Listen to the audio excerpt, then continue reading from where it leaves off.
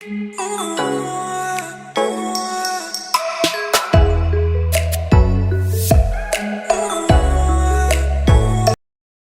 yung unang vlog ko bago mag-bumuhos yung Sherline mga langga.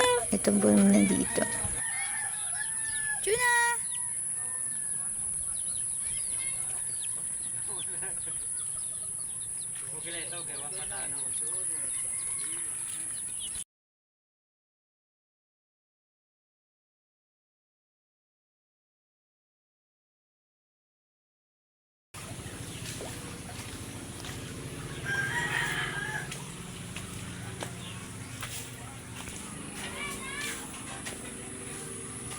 Tignan nyo mga langga dito.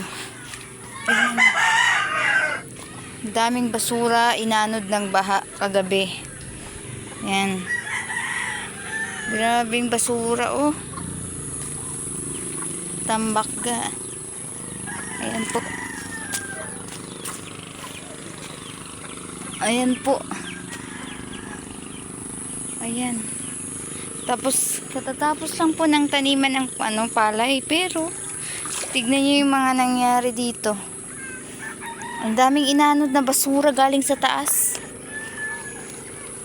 Tapos yung mga tanim na palay, ayan ho, namatay. Wala nangyari yan. Wala pong nangyari. Puro basura yung naging tanim. Lahat ng yan, mga basura yung naging tanim mga langga. Kasi ito dito lahat, tapos na to taniman. Tignan nyo yan, nakikita nyo ba yan? Ayan, mga palay yan na tinanim. Pero dahil nga sa lakas ng current ng tubig kagabi, ayan na po yung nangyari. Yung tanim, mga basura na yung naging tanim. Grabing basura. Dahil sa paglaki ng tubig kagabi, sa pagbaha, mga langga. Ayan, ayan, tignan nyo. Naging ano na siya, naging ano na siya, daanan na ng tubig yung mapasay. Tapos inano lahat ng mga tanim. Ay wala nang ganay, ubos na yung ganay dun. Yan yung ganay na tawag namin, yan yung mga itatanim, ganay ang tawag namin dyan, na ubos. So ngayon puro na mga dumi, puro na basura lahat ang tanim ng pasakay natin. Ayan siya mga palangga, puro basura. Ano nangyari? Ba't ganito? Puro basura yung inaano dito mga langga. Ayan, gitambak ng mga basura. Nagpunta-punta na siya sa mga gilid-gilid mga palangga. Grabing basura to. Mga inanod ng tubig. Wala na. Ayan na siya. Disaster.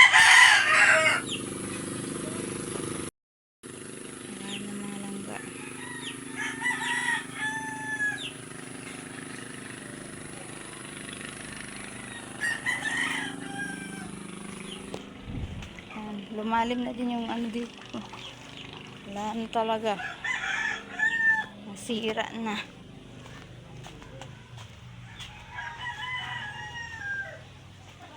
Tapos yung dito na part namin mga langga, sobrang ang lalim na niya. Ganun yung tubig kagabi. Hanggang dyan. Hanggang to dito. Hanggang dun tubig. So malapit na siya mapunta.